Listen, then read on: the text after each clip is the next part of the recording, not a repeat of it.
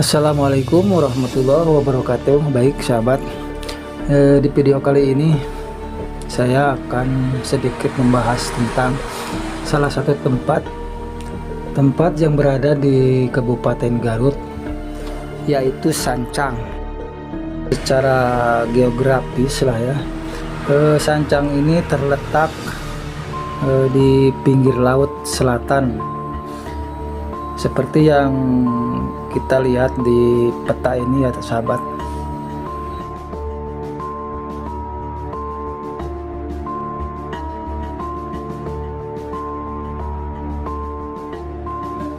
Dan secara administratif, lokasi Leuweung Sancang ini berada di Kecamatan Cibolang, Kabupaten Garut, yaitu Garut Selatan, yang mana jarak dari perkotaan atau perkampungan ini jaraknya lumayan jauh ya sahabat.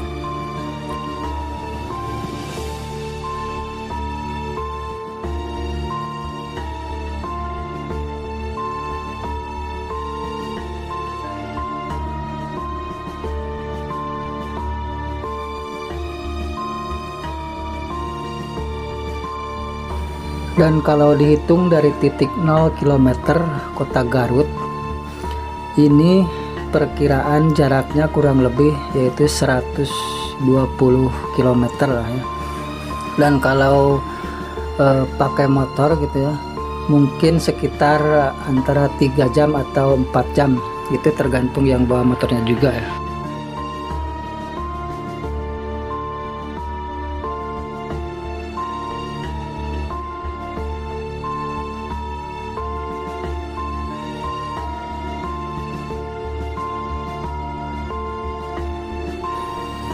Selain dari suasana alamnya yang mempesona dengan alunan suara alamnya yang merdu, Leuweung Sancang ini juga mengandung kisah misteri, karena di sini terdapat beberapa situs atau peninggalan, atau kalau kata lainnya patilasan ya.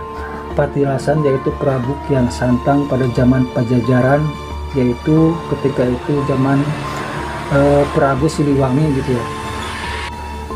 Dan diantaranya di sini ada makom atau patilasan, yaitu Prabu Kian Santang, yang mana sering para peziarah datang ke sini itu dari berbagai daerah.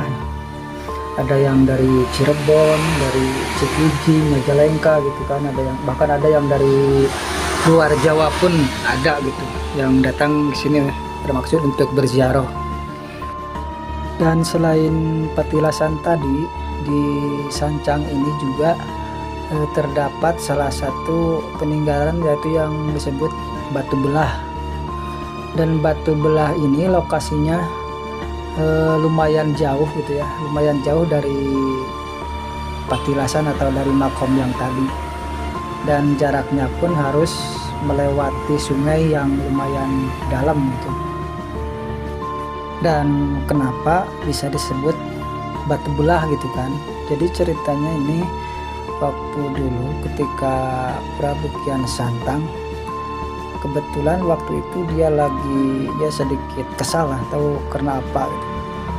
Udah gitu dia ngelihat sekelompok orang yang lagi main judi gitu ya.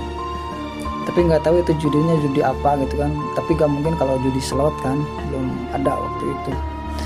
Dan dia marah gitu lihat sekelompok orang yang lagi main judi itu, lalu dia menendang batu yang besar itu sampai belah gitu ya.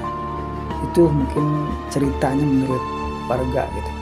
Dan di sini juga ada salah satu tumbuhan atau pohon yang menjadi ikon atau ciri khas di Leuweung Sancang ini ya.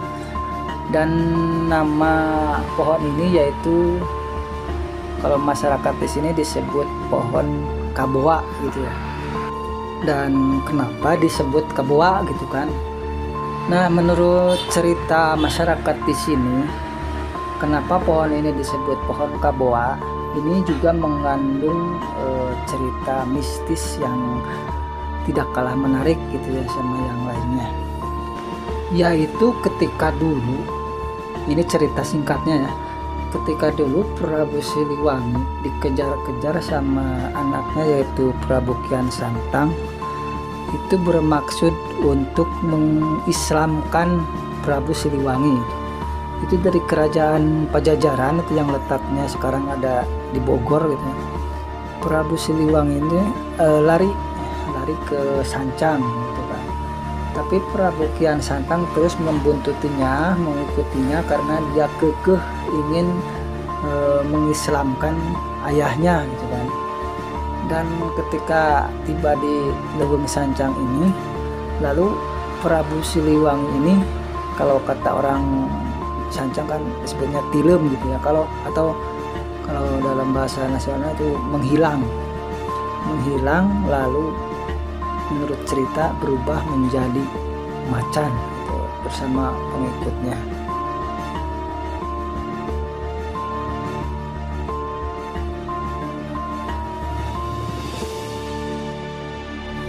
Nah, selang beberapa waktu kemudian lalu muncullah gitu ya, ini tumbuhan pohon kaboa ini, yang mana bentuk atau fisik dari pohon kaboa ini, buahnya itu seperti kuku macan gitu.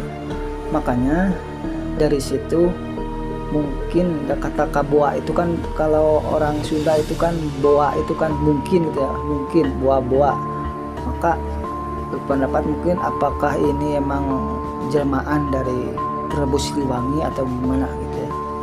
Tapi ini hanya sekedar cerita ya, nggak usah terlalu dipercaya atau gimana gitu kan, hanya menurut cerita aja, begitu ceritanya.